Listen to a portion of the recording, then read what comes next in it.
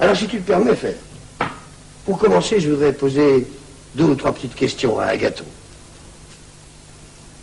Agathon, j'ai beaucoup aimé le début de ton discours, en disant qu'avant de parler de l'amour, il fallait d'abord définir sa nature. Bien. Et à ce propos, je vais te poser une question. Dis-moi, l'amour est-il toujours amour de quelque chose ou de rien? Je m'explique. Si je te demandais, un père est-il le père de quelqu'un? Que répondrais-tu? Je dirais qu'il est le père de son enfant. Bon, et pour te montrer où je veux en venir, je vais te demander encore autre chose. Dis-moi, d'un frère, dit-on qu'il est le frère de quelqu'un ou non? Qu'il est le frère de son frère ou de sa sœur. Alors l'amour, est-il toujours l'amour de quelque chose ou amour de rien?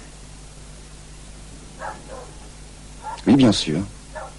L'amour est l'amour de belles choses. Or, ce qu'on désire, on ne le possède pas, donc. Si l'amour désire les belles choses, c'est qu'il ne les a pas. S'il ne les a pas, c'est qu'il n'est pas beau. Et toi, tu n'as pas cessé de dire pendant tout ton discours que l'amour était le plus beau de tous les dieux. Oui, tu as raison, j'ai dû parler un peu vite. Mais tu es d'accord pour admettre que l'amour désire ce qu'il n'a pas. L'amour aime ce qu'il n'a pas.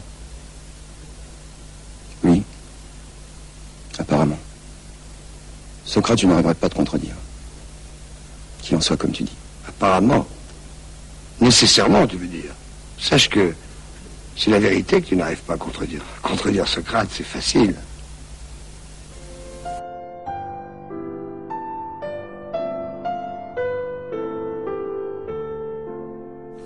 L'amour est un grand Dieu. L'amour est un Dieu beau et bon.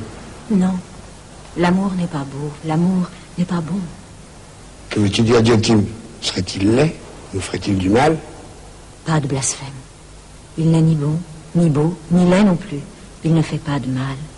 Non, sache, Socrate, que l'amour est entre les deux. Il n'est ni beau, ni laid. Il n'est ni bien, ni mal. Pourtant, tout le monde reconnaît que l'amour est un grand Dieu.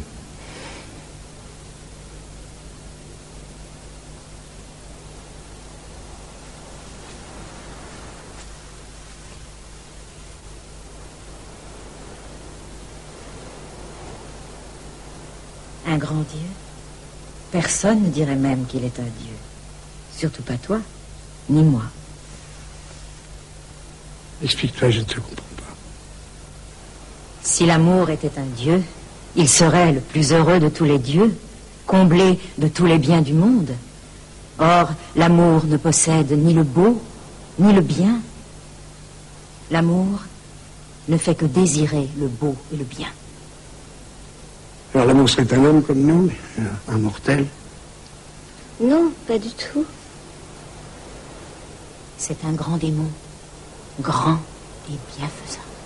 L'amour, un démon bienfaisant. Et quels sont ses pouvoirs? Il est le messager des dieux et des hommes. De plus, l'amour est une force cosmique. Il comble le vide et il unit le monde à lui-même. Mais dis-moi, Diotime, d'où vient l'amour? Qui a pu l'engendrer? C'est une longue histoire, Socrate. Écoute. Pour fêter la naissance d'Aphrodite, déesse de la beauté, les dieux décidèrent d'un banquet. Le dieu ressource, fils d'intelligence, était parmi eux. Et lui s'abreuva de nectar en abondance. Le vin n'était pas encore connu. Puis il pénétra dans les vergers de Zeus. Et là, alourdi par l'ivresse, tomba et s'endormit. Oui, mais devant les portes, Pénia, déesse de l'indigence, patientait. Elle venait mendier les restes du repas. Quand elle vit le dieu qui dormait, grisé, elle eut l'idée d'avoir un enfant avec lui. Elle vint reposer à ses côtés et fut, dès ce moment, enceinte d'amour. Voilà pourquoi Amour, qui vint au monde le jour même où naquit Aphrodite, est de nature amoureux du beau. Amour est donc enfant de pauvreté, et c'est pourquoi il reste pauvre à jamais. Donc il n'est ni délicat ni beau, comme on l'imagine le plus souvent. Non, il est rugueux, âpre et va-nu-pied. Amour n'habite nulle part, dort par terre, contre les portes, au bord des routes. Mais il est vrai qu'Amour ressemble à son père aussi.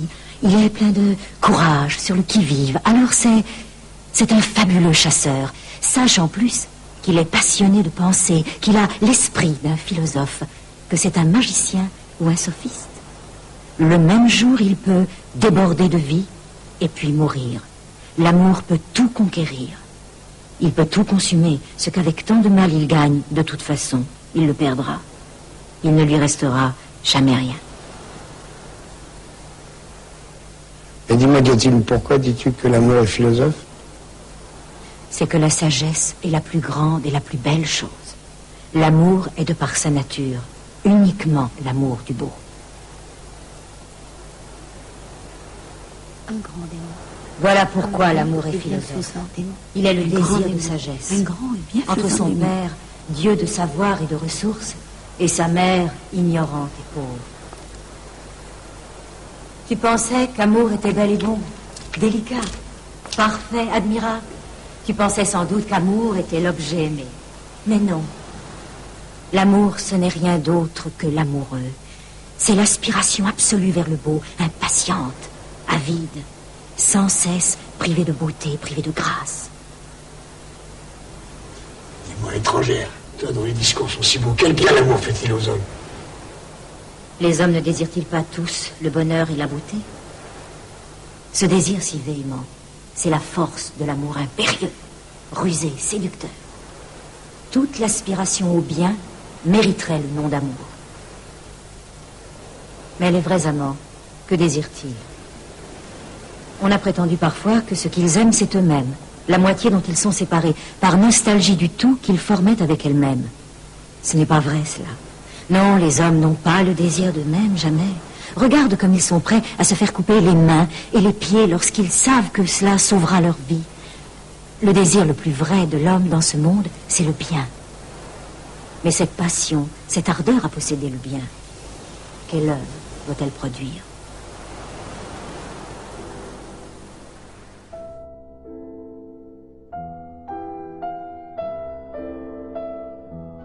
What would be my, how should I call it, spontaneous attitude towards the universe? It's a very dark one. The first thesis would have been a kind of total vanity. There is nothing, basically. I mean it quite literally. Like, ultimately there are just some fragments, some vanishing things. If you look at the universe, it's one big void. But then how do things emerge? Here, I feel a kind of spontaneous affinity with quantum physics, where, you know, the idea there is that universe is a void, but a kind of a positively charged void. And then particular things appear when the balance of the void is disturbed.